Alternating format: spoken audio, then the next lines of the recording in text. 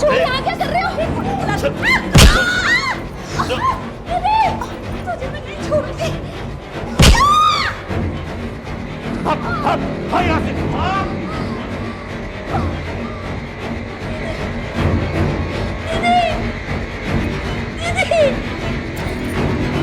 दीदी, क्या हुआ? दीदी उठो ना, दीदी।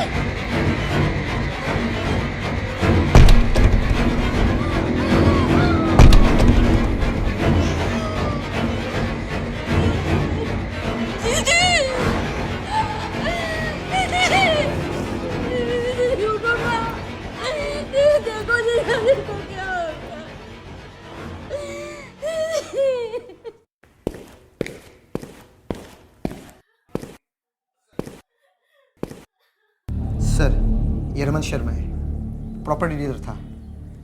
कल रात को इसको किसी ने गोली मार दी। हमसे कोई बातचीत करने के लिए है? जी सर, ये उनकी साली और उनकी पत्नी है। ये विक्टिम भी है और चश्मदीद गवाह भी। बीवी की हालत तो सही लग नहीं रही। साढ़े जी बात सर। करते। जी सर। प्रीति जी, बता सकते हैं क्या हुआ था? सर, मेरे जीजा जी का नाम रमन शर्मा है। प्रॉपर्टी डीलिंग का बिजनेस करते थे।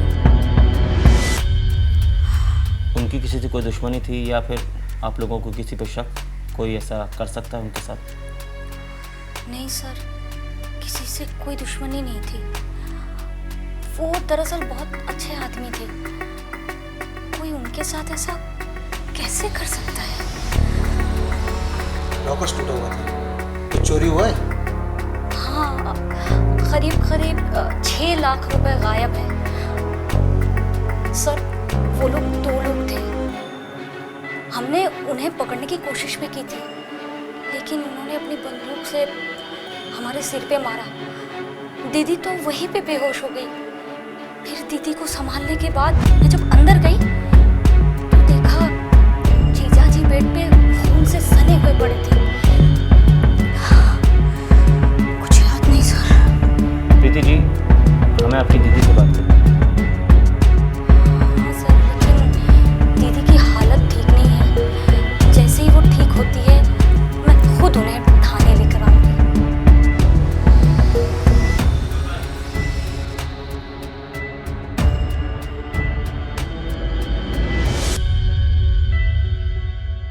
एक्चुअली सर, मेरी बहन की तबीयत ख़राब थी उस दिन, तो मैं उसके कमरे में ही सो रही थी और आधी रात को अचानक बहुत ज़ोर की आवाज़ आई और डर के मारे मेरी नींद खुल गई। मैंने अपनी बहन प्रीति को जगाया। उसके बाद अचानक फिर से ज़ोर की आवाज़ आई तो मुझे समझ में आ गया कि गोलियों की आवाज़ है। और मैं और मेरी बहन प्रीति हम दरवाजे की तरफ भागे और इतने में ही मेरा सर चकराने की वजह से मैं लड़खड़ा कर गिर गई। प्रीति ने उन दोनों को सबसे पहले देखा। हमने उन दोनों को पकड़ने की कोशिश भी की, लेकिन उनमें से किसी एक ने मेरे सर पे मारा और उसके बाद से मुझे कुछ भी याद नहीं। एक मिनट।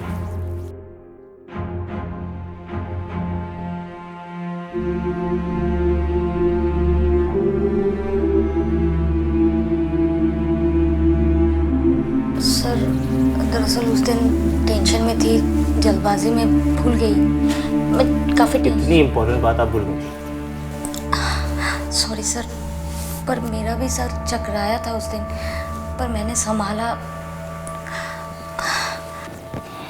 हमें जैसे भी कुछ पता चलता है हम आपको बताते हैं। और प्लीज़ आप लोग शहर छोड़ के मत जाइए, क्योंकि इस केस में सबसे ज़्यादा ज़रूरत हमें आपकी है।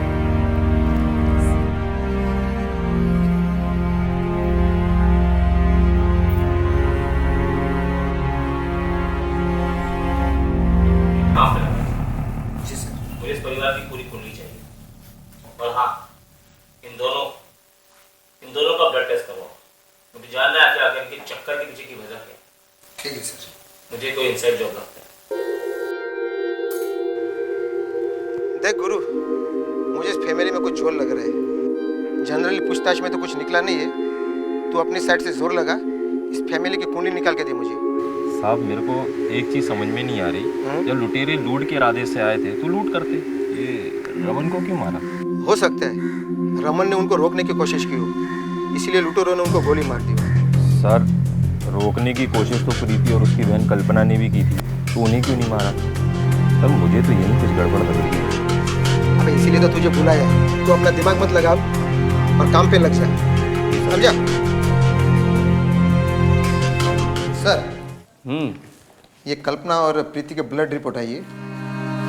इसमें कल्पना की ब्लड रिपोर्ट में कुछ नशीली दवाई पाई गई है और प्रीति की ब्लड रिपोर्ट एकदम नॉर्मल आई है सर। मुझे लग ही रहा था कि इंसल्ट हो। सलाम साहब। और गुरु साहब आपने वो मर्डर केस का पता करने बोला था, कुछ पता चला है? ये जीजा साली का कुछ तो लफड़ा चल रहा था और अभी से नहीं सर, काफ़ी टाइम से चल रहा था। पहले अपने बहन और जीजा के घर पे रहती थी और फिर अचानक इलाहाबाद चली गई, 2 साल वहीं रही, अभी 2 महीने पहले ही लौटी है। आए दिन उनके घर से कुछ आवाज़ें आती रहती हैं, तो वो है साली पे कुछ ज़्यादा मेहरबान रहने लगा था जीजा। मुझे इस प्रीति से मिलना है। जी सर, चलो। सलाम साहब।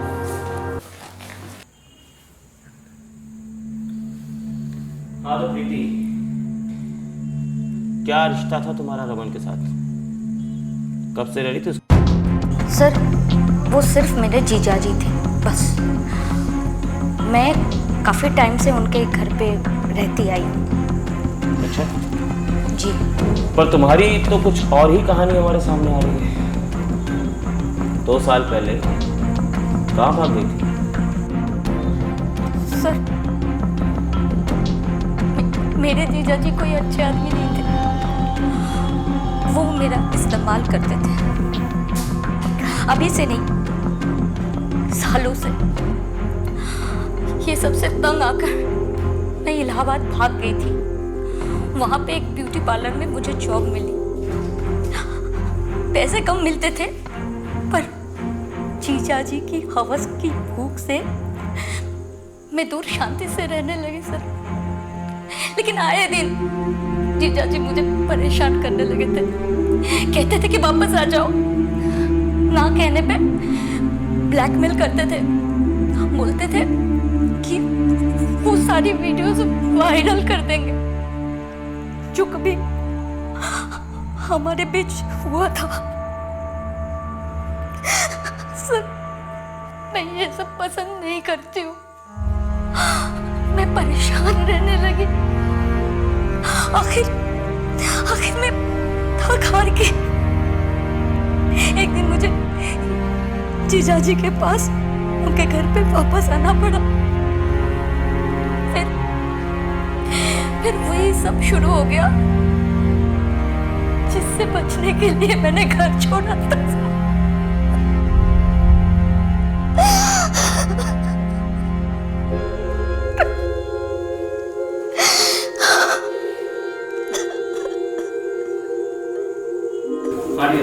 कैसा?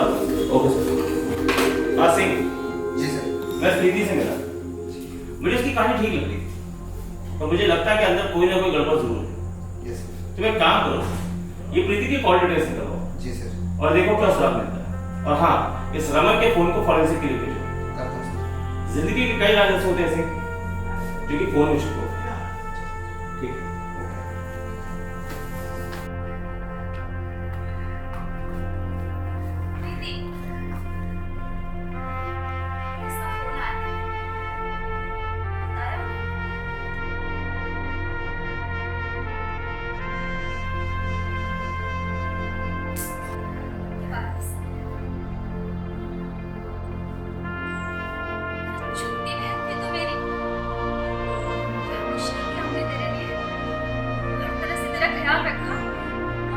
जाने के बाद सब कुछ किया। शादी के बाद भी तुझे अपने पास रखा, तेरी परवरिश की, तुझे प्यार दिया और तूने मुझे ही धोखा दिया। मुझे, इस सगी बहन को। तुझे शर्म नहीं? जिया जी के साथ ये सब करते हुए? छी! कौन से धोखे धुले हुए थे? आपको ये सब अब पता चला, है ना? जीजू तो सालों से मेरे साथ ये सब करते आ रहे हैं। मैं ये सब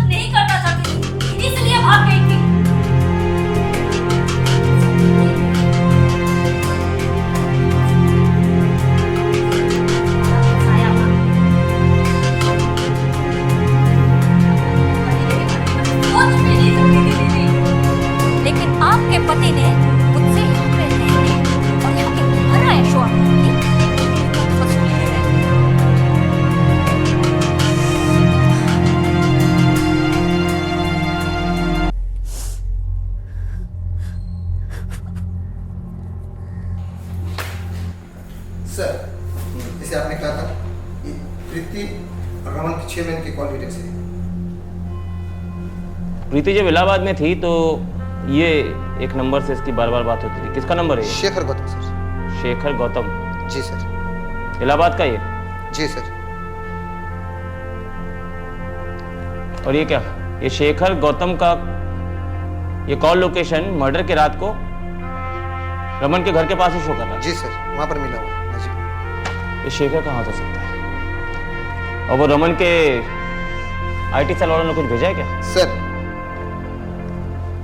कुछ अहम रिकॉर्डिंग भेजी है जिसमें काफ़ी सारे सुराग मिले हैं। रमन के मोबाइल से? जी सर।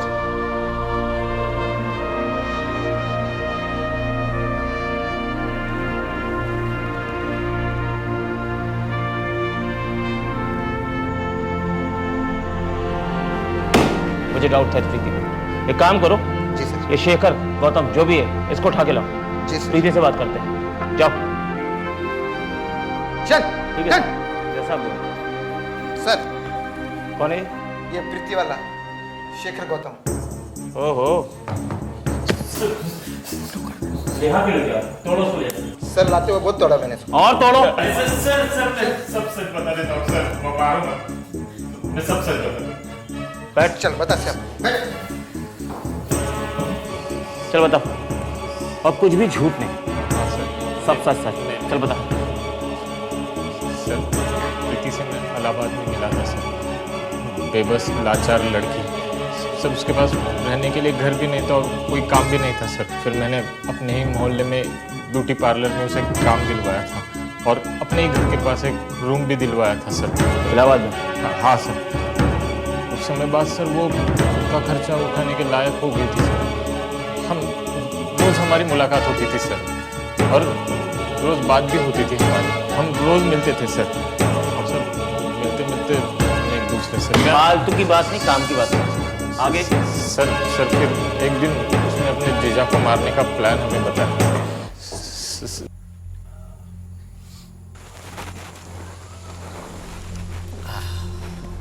अब जीजा से बदला लिए बिना मैं नहीं रह सकती। आए दिन मुझे फोन करना, वापस बुलाना। साफ समझ रही हूँ उसकी हवस फिर से जाग गई है। घर से निकालते वक्त एक बार भी मेरे बारे में नहीं सोचा। कितनी बदनामी हुई थी मेरी। अब मैं इसका बदला लूंगी। उसे सजा भुगतनी होगी और हमेशा हमेशा के लिए शांत होना पड़ेगा। और ये होगा कैसे? कुछ सोचा है? इसके पास मस्त प्लान है। वो पीने का बड़ा शौकीन है। उस दिन भी वो पिएगा और पिलाऊंगी मैं। बस तुम लोगों को वेट करना पड़ेगा। लेकिन प्रीति, हम रुकेंगे कहाँ? घर के बाहर दीवार फांद कर अंदर दाखिल होना और काम तमाम। अरे बाबा, ये हमसे ना हो पाएगा। इसके जीजा को मारो, मिलेगा क्या आपको? हाँ? बोल। 4-5 लाख रुपए, और अगर किस्मत अच्छी रही ना तो उससे भी कहीं ज्यादा। अब बोलो, करोगे मेरा काम?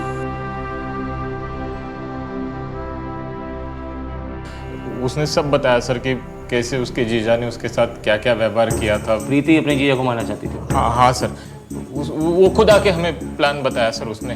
और जीजा ने सर उसका MMS भी निकाला था सर, उसे ब्लैकमेल करने के लिए सर। मुझे भी वो बात सुन के बहुत बुरा लगा सर। और सर ये प्लान में मेरा एक दोस्त भी चंदू शामिल था सर। उसके जीजा ने उसका कहाँ मिलेगा तेरा चंदू? चंदू तो अभी पता नहीं सर, बात नहीं हुई सर। कहाँ मिलेगा चंदू? सर चंदू इलाहाबाद में ही मिलेगा सर। बेटा अगर तेरी कोई बात भी झूठ निकली ना तो तेरे हाथ पांव तोड़ दूंगा। नहीं सर, मैं सच चलने फिरने लायक नहीं छोड़ूंगा, समझा? नहीं सर, सब सच बताया। इलाहाबाद। हाँ सिंह, बिना देर के इलाहाबाद लेके जाओ। चल चल चल। प्रीति, तुमने बताया था कि तुम्हारा जीजा हवस का पुजारी था। उसकी तुम पे गंदी नजर थी। वो तुमको तुम्हारे एमएमएस के थ्रू ब्लैकमेल करता था, है ना? जबकि सच्चाई ये है कि तुमने अपने दोस्त शेखर और चंदू के साथ मिलकर उसका मर्डर किया और ब्लैकमेल तुम उसे करते थे। नहीं सर, ये झूठ है। जीजा मुझे ब्लैकमेल करता था। रियली? प्रीति, मैं तुम्हें कुछ सुनाता हूँ, सुनो।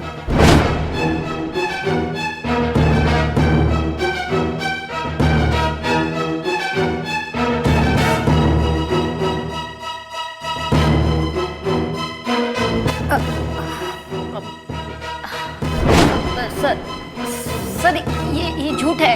मैं मेरी आवाज़, मतलब मैं आपको समझा रही हूँ कि मतलब ये इन लोगों ने प्लान करके हमें ये रिकॉर्डिंग तुम्हारे जीजा के फोन से मिली, हमने रिकवर करवाई है।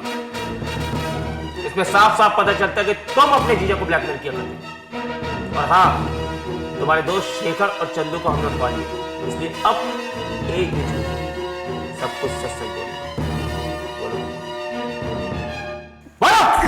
सर, माँ पापा की एक्सीडेंट में गुजर जाने के बाद मैं दीदी जीजा के पास रहती आई। जैसा कि आप जानते हैं, वहाँ हर वक्त मुझे पराया समझा गया था, जैसे नौकर समझा जाता था मुझे। मेरी किसी भी जरूरत का कोई ख्याल नहीं रखा जाता था सर।